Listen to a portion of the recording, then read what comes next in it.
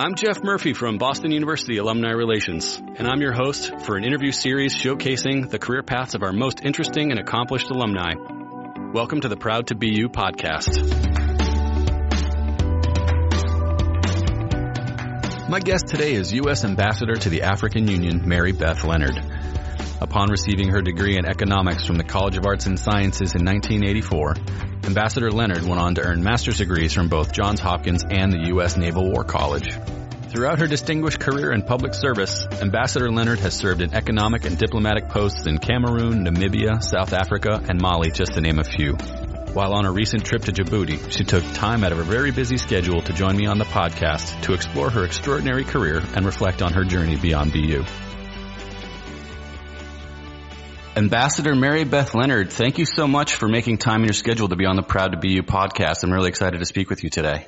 I'm very glad to be here. Thanks for the invitation. If I'm understanding correctly, you are in Djibouti today. Are you able to tell us a little bit about what your trip to Djibouti is all about? Yes, absolutely. I'm here for an East Africa Security Conference, and so it's basically the bilateral ambassadors from East Africa, and me in my role as ambassador to the AU, getting together with some of our counterparts from the State Department in Washington and officers here at the military command to talk about the direction of Africa policy.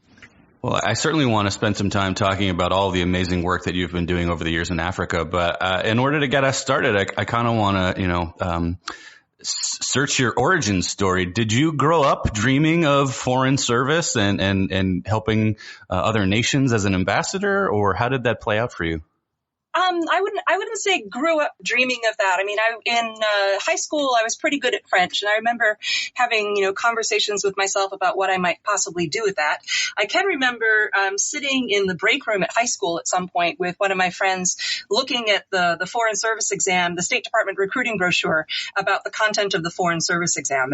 And he and I were reading the sample questions. It's like, oh, we could so pass this test. And actually, I think when I was in high school, that was far from true, but luckily it turned out to be true several years later. And so I was very pleased to launch a diplomatic career. And one of the reasons I was excited to chat with you is I know you are originally from Worcester. I grew up just outside of Worcester, so I've got some Central Mass pride that I'm guessing you have as well. Were your parents sort of globally minded, or were you raised in a family to sort of think about that, or was it really just kind of that experience you had in high school and your passion for languages? No, I wouldn't say that we were a globally minded family. I think it may be that I was the first person in my family to have a U.S. passport. When I went as a high school musician on a trip to Ireland with a bunch of high school musicians from around the town. I'm the granddaughter. One of my four grandparents was a direct immigrant from Italy, and I think growing up there was sort of this idea that one had left behind a foreign incarnation to have a new start here, and so it was the emphasis was very much on the United States. So in high school, you already have a passion for French. How did you end up at BU? What were some of the other things on the table, and how did you end up on ComAv? I would say probably the biggest factor that got me to ComAv was that I got a really great financial aid offer from BU. I was sort of looking, there are a wide variety of universities in my hometown in Worcester, as you're aware. And, my father's kind of default, who's a very practical man, was, there are all these good, colleges here. Why would you need to go away? And then, it wasn't so far away. It was only, an hour down the road. But there was a really lovely offer. And I was anxious for the opportunity to flee my home for the big city. And so to BU, I came. And so I definitely want to talk about your experience as an undergrad. Where did you live on campus? My first year, stereotypically, I was in Warren Towers, I think on the 14th floor, and I think it was the A Tower. Sophomore year, I was in La Maison Française on Bay State Road. Junior year, I studied abroad before BU had their own study abroad programs, actually, on the International Student Exchange Program in Grenoble, France. And then senior year, I was living in Chestnut Hill as an au pair with some BU faculty. Oh, wow. That's fascinating. So obviously you got really involved in the French House as a sophomore. Were there other student organizations, language-based or not, that you got involved with that played a role? And, where were you hanging out as a student? Where were you spending your time? Yeah, I mean, the Maison Française, I think, had a lot of had a tendency to hang out with the International House and the other language themed houses. So that sort of put me in a path to hang around with a lot of international students. Bay State Road, the sophomore year, was a pretty magical place to be. I still have fond memories of my room actually looked out on the intersection, where the president's office is, onto Bay State Road, and the first snowfall of the season, and everybody running outside and having a snowball fight at 2 a.m. Though it was a fun time. Obviously, you've got this passion for French, but if I'm reading our records correctly, you actually ended up majoring in economics. How did you decide to do economics with the French minor? Well, see, I actually had room to do a double major in French and in economics. My original interest in economics was that I felt like I should have something to accompany a foreign language skill, that there should be another core skill that went with it. I realized I would have time to do a double major, but it would have required taking 2 more courses out of a selection of, 15th, 16th, and 17th century French. And really, I kind of just wanted to talk, not necessarily. So I stuck with the French minor. And it was through studying economics that I realized that I found most interesting in that sphere development economics. So, my little brains was like, well, you like development economics and you speak French, so maybe you ought to look at Africa. And that's basically, the first choice that led to the series of choices of how I got into this line of work. So even as an undergrad at BU, you already had an interest in Africa, or did that come later? Yeah, so basically, by the time I came back from studying abroad in France, where obviously, met a lot of African students as well, I began to put those 2 dots together. And so I took, in the fall semester, I don't remember which was which, but anyway, I took one course in African history since 1865, and then another course on the economic development of Africa. Even back in the dark ages of the early 1980s, BU had a pretty impressive Africa-focused faculty. And so I began to get into some of the meat of it and decide that I was really fascinated by the continent. And looking back, were there other classes or specific faculty members that still stand out to you as having a real impact on you when you were at BU? Yeah, for not having been a French major, I very much appreciated the leadership in the French department. It was a very welcoming and congenial crowd. And then, of course, the family that I was staying with, the mom was in my senior year. The mom was the director of the study abroad office. That was my work study job. And the dad was the dean of CLA. So I got to be exposed to a lot of people and the conversations in their home about a broader world. So I know you graduated in '84, and then if I have your history right, you ended up going to Johns Hopkins after that. How did you make that decision to continue your education? So when I first got out of college, I got a job with the Defense Department as an analyst. So I was living in the D.C. area. And one of the nice things about federal government employment is that they had I assume they still do, but at that point they had very good tuition benefits. And so I was able to begin part-time study at Hopkins. At that point, as I was looking at a graduate school, I was looking at the University of International Relations programs in the D.C. area. And what distinguishes the Hopkins School of Advanced International Studies program is that it has sort of equal weight on the need to have economic competence as well as a regional specialty or a functional specialty. So since I had so prized economics in my education, I was particularly attracted to that program. So I began part-time. It's a good thing that you work full-time and go to school part-time when you're young, because it was a really exhausting schedule. And then I was fortunate enough to get a fellowship to go finish up my second year, the second half of the curriculum full-time, and graduated from Zeiss in '88. And so right after graduation, you're back with the State Department, right? Yes, I had incurred an obligation to the federal government in general, although not to any agency in particular. So I was able to transfer that obligation and basically, graduated whatever day it is in May or June that you graduate, and began in the Foreign Service on June 13th. So it's 1988. So it worked out very well. I think I read an article that you were quoted in just saying how challenging it is to be accepted to the Foreign Service. I wonder if you could tell, I know we have so many students and alumni that would be interested in that topic. What's it like to interview with the State Department, and what advice do you have for people who are interested in going through that process? Oh, I'm a good person to ask that question, because I spent a year as the diplomat in residence for New England and had this conversation with all kinds of students. So basically, getting into the Foreign Service is a multi-step process, which begins with a written exam. I cannot finish this interview without saying the words www.careers.state.gov. That is the State Department website that has, for example, a practice exam consisting of old exam questions. There's an app that you can play with to answer old exam questions. I think that this is actually the State Department's gift to students everywhere because it is a fabulous vehicle, that website, for procrastination.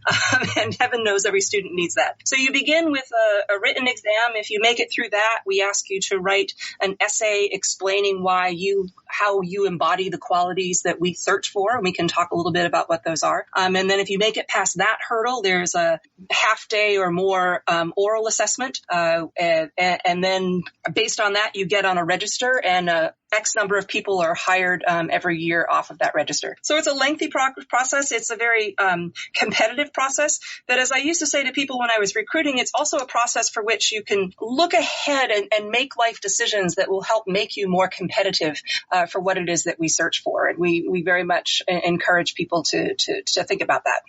So your first full-time work following grad school, that's when you first moved to Africa, right? Yep. My first tour was in Yaoundé, Cameroon, and talking about things coming full circle. The deputy chief of mission is the number 2 person in the embassy, and my second year in Yaoundé, the deputy chief of mission was Tibor Naj, who was just sworn as assistant secretary for African Affairs a couple of months ago. So I had this fun email conversation when he got nominated. It was like, Tibor, I don't know about you, but circa 1990, I'm not sure that I was thinking Mary Beth and Tibor, ambassador and assistant secretary, but isn't life wonderful? And so can you walk us through sort of the next, decade of your career? I know you spent time, I believe, in Namibia and Togo as well. So your first 2 assignments in the Foreign Service are directed. The entry-level division says where you will go. Every new Foreign Service officer spends at least part, if not, of their first 2 tours doing consular work. That's helping American citizens abroad, issuing or denying immigrant and non-immigrant visas. And Namibia was a really fun time to get there. I arrived only 5 or 6 months after independence, so there was the long process of extricating Namibia from internationally contested claim by South Africa to the ability to rule that country. So there was a great deal of energy and enthusiasm, and it was a very fun time to be there. After that, I went back to the United States and worked in something called the Operations Center, which is a 24-hour-a-day briefing and alerting mechanism. So that's great fun. You sort of keep up on the news, and when something happens in the world, and if it's the middle of the night or even in the daytime, you let the people in the State Department who have a dog in that fight or have an interest in that issue to let them know that something has occurred. And then I worked as a desk officer in the Office of Central African Affairs. At first, I was responsible for Cameroon and Equatorial Guinea. And then later, because I'm that old, I was desk officer for Zaire. It was still Zaire. A desk officer is basically sort of the worker bee of bilateral relations. You write the briefing memos, you write the press guidance. A foreign official is coming to the United States. Who in the United States government should they meet? What sorts of topics will they be interested in talking about? It's a really fun job. So I'm curious as you reflect back on those first few tours, what are the things that you did, either project based or otherwise, that you're really proud of, that stand out in your career? And then also, were there, hard lessons that you learned along the way that, really helped shape the rest of your career? Yeah, I think, when you join the Foreign Service, it's an interesting transition. It's a very different lifestyle. And that's why we stress some of the personal qualities that we do in the recruiting process. We have something that you would find on www.careers.state.gov called the 13 dimensions, which are the personal qualities that we believe would prep you for success in the diplomatic service. I used to joke that I always felt kind of like a cult leader talking about 13 dimensions, but it's things like oral and written communication skills, objectivity, good judgment, adaptability. Did I already say objective? Go look at the website. You can see the other 7. But basically, it's 13 qualities that taken together describe someone who you can take and put someplace where they don't belong and figure it out and do sensible things and take up your role. And so that's a bit of a leap when you first get there, because then you are being thrown into a place where you don't belong and you need to figure it out. I think the process gets easier the longer you're in the Foreign Service, because while you're moving from culture to culture and from job to job, insofar as you move from one overseas place to another, you're still in the construct of a U.S. embassy.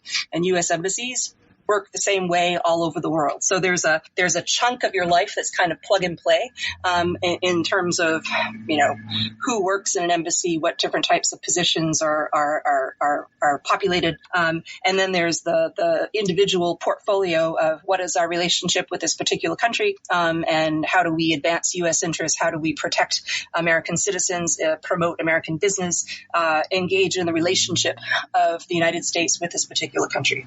One of the questions I wanted to ask you that's maybe not so much related to, well, I guess it is related to your career, but are there challenges that the Foreign Service faces in Africa that maybe other people working in Foreign Service in other continents or countries don't run into? What are there unique challenges as somebody working in Africa? I would say that probably in Africa we have more hardship posts than in other parts of the world. So, the ability to learn how to organize yourself to exist in that environment.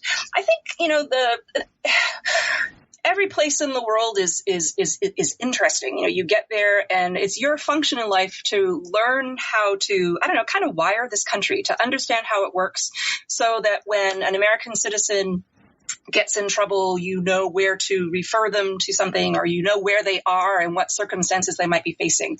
Or when an American business, is facing a challenge in competition, or trying to figure out who they should speak to in order to advance their interests. So the idea is to sort of insert yourself in this environment, figure it out so that you can help American interests and also the conduct of foreign policy, the sharing and receiving of information between two countries.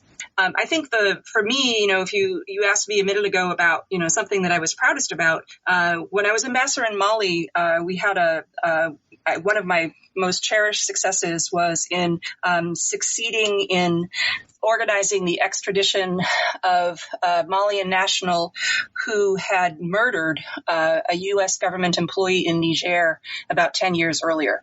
And basically he had been in jail in Mali and had escaped, and then he'd been in jail in Niger on charges related to crimes against some Saudi nationals. And during the unrest in the Sahel that attended that period of about 2012, 2013, there was a big prison break in Niger, and he ended up back in Mali and in custody of the Malians as they, along with the French, did security operations in the north of Mali. So Mali is a country that typically, does not extradite its citizens. It doesn't have that provision in its law. And sort of working the relationships that I had with the justice minister and with the government, we worked really hard over a 4-month period and succeeded in a first ever in Africa, or maybe even first ever internationally, use of an international treaty on the status of protected persons, because the guy who had been murdered in Niger was a diplomat, and got him extradited to justice in the United States, where he faced trial in New York. So it was something that I took very personally. I mean, it was someone from the defense attaché's office who was killed, and a Marine security guard was injured. They had been out for dinner in Niamey, and in a carjacking ended up being killed by the would-be carjacker. And so, I knew who in my embassy were the equivalent personalities. And I could just imagine how devastating it would be to have your staff go out to do something as human as enjoy a meal together and come to that kind of end. So I was really, really grateful that we were able to pull that off, a team effort with FBI and with DOD and with law enforcement in the United States and the embassy. That's an incredible story. I have to say, I don't mean to boil it down to this, but I could see the movie playing out in my head as you're telling me this story. It's incredible. I wonder if you have a future as you must have a book in you at some point. We'll get to that later. But I don't know if I've got my timeline correct, but you were also in Mali during a coup. Is that right? Yeah, I served in Mali twice, from 2006 to 2009 as Deputy Chief of Mission, the number 2 person. And then I was West Africa Director for 2 years. And then I was Ambassador from 2011 to 2014. So I, had a credible contender for the title of Sahel Girl. But I arrived back in Mali in November of 2011. And in the early part of 2012, there was a basically an army mutiny that was glommed onto for political purposes and turned into a coup. And it was a very, very difficult time. There was a coup, there was a counter coup attempt that happened from a military base very close to the embassy, and a bunch of us got trapped in the embassy for a couple of days and, had to sleep there, a situation that the Foreign Service refers to as embassy suites. And then there was taking advantage of the chaos in the north of Mali. Foreign-based extremists teamed up with rebels to basically cause the fall of northern Mali to Muslim extremists, and which triggered eventually they began to do a feint south towards Bamako, which triggered a military intervention by the French. Followed by a West Africa intervention and finally a UN operation to help bring Mali back to some semblance of, past elections and attempts to systematically address the variety of security challenges that confronted it. So it was a very tough few years. The diplomatic corps in Mali, we referred to 2012 as the longest year of our lives. We referred to 2013 when the bad guys feinting south, the French military intervention, the UN operation, elections, inauguration. 2013 was the fastest year of our lives. So then after that, you came home for a while. You mentioned you were a diplomat in residence based out of Tufts University. Did any of that tough year, I can only imagine that was something you considered when President Obama asked you to be the ambassador to the African Union. How was that a tough decision for you to make, or was it something that you immediately said, of course, I'll do it? Oh, I said, of course I'll do it. And look at my resume. So, I started in the Foreign Service in 1988. I had 2 years in Cameroon, 2 in Namibia, back in the United States for 2.5 years working on Central African affairs. Then I was in Cape Town for 4 years. No, that's not true. I was in Lomé for 2 years. Then I was in Cape Town for 4 years. My one out of Africa tour was in Suriname, twice in Mali. So basically, a couple of decades of experience working on Africa issues. And the idea that you could go from the BU student who used that educational opportunity to first learn about Africa and figure out that, your language set fit that bill, to ending up being the person who directs the U.S. relationship with the most important multilateral organization on the continent. Well, that was hard to pass up.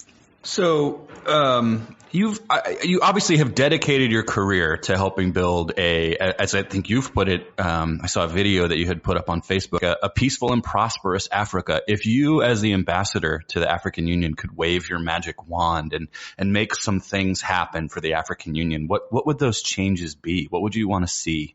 Well, first of all, if you're going to talk about what the African Union does in one sentence, you would say that they exist to amalgamate and disseminate best practices, whether it's on peace and security or agricultural development or health or whatever. And so if that's their one sentence job description, my one sentence job description is to help make them be better at doing that. So we support a lot of those efforts, try to share best practices, support their efforts in those various areas. I think it's actually a really exciting time, in particular on the economic front, for Africa. The continent is about to, or is on a path to, ratify a continental free trade agreement with the very specific goal of better economic regional integration. So that Africa can trade more with itself, become a more compelling presence on the world trade stage. At the same time, the United States just invoked 2 very important tools for helping Africa in that way.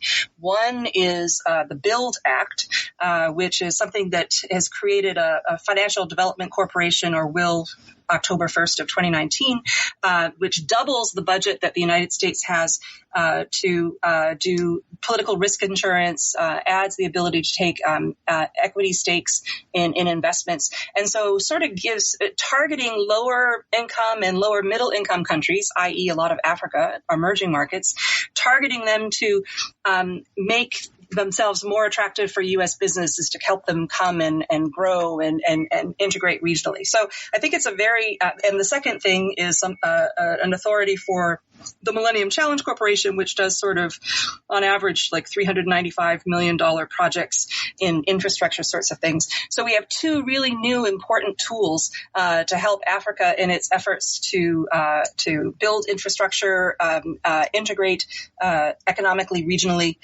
So I think it's an exciting time on the trade, investment, and economic front for the United States and for Africa.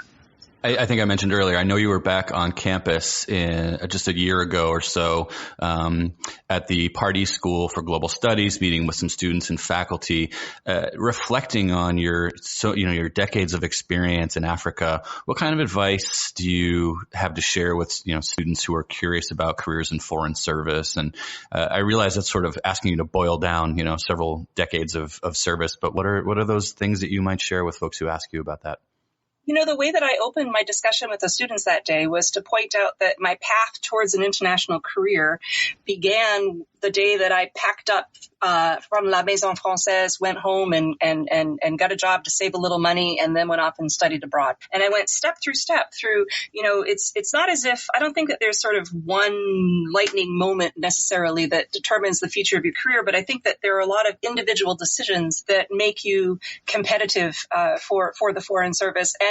And basically, it is accessible to, as you can see, a BU student who this many years later is here. I think that, I used to tell people when I was recruiting that, think about what would make you more competitive in those 13 dimensions. And it's not necessarily study abroad. It could be, and it's not even necessarily international service. Sure, the Peace Corps would give you a lot of great experience along those lines, but so would AmeriCorps. Think about if your goal in striving for the foreign service is to demonstrate that we can put you someplace where you don't belong and you can figure it out, well, then think about things that you could do in your life, like going to teach in a place that's not where you're from, or being an RA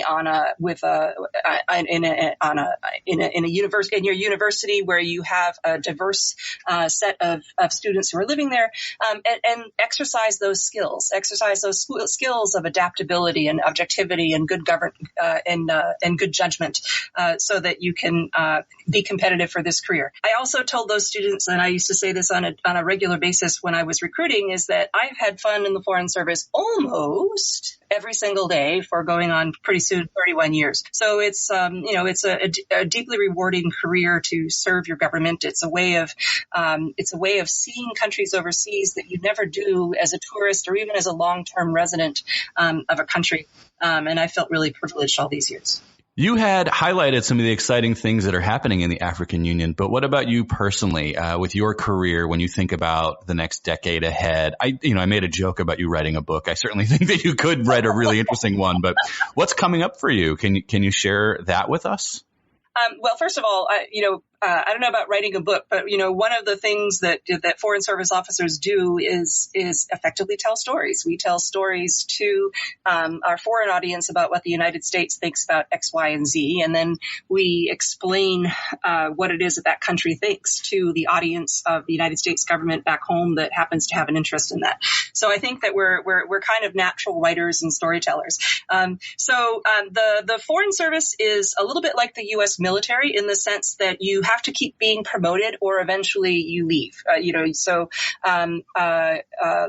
in the senior foreign service, and there are 4 ranks of the senior foreign service. I'm at the second one, and that particular promotion would expire in 2022 if I am not again promoted, which, you're getting kind of nosebleed level, so that's not necessarily all that likely or likely to happen. And I've already been doing this for 31 years. So at this point, I'm very happy in being the ambassador to the African Union, and I would contemplate doing one more tour overseas, but that's up to sort of the assignment gods, and it's too early in the piece to see which way that will go. But I'm looking towards the end of my service, probably within a single-digit number of years, and then hopefully I know that I will retire to my home in Worcester, Massachusetts, and hopefully get to interact with more BU students about what sort of path that they could find.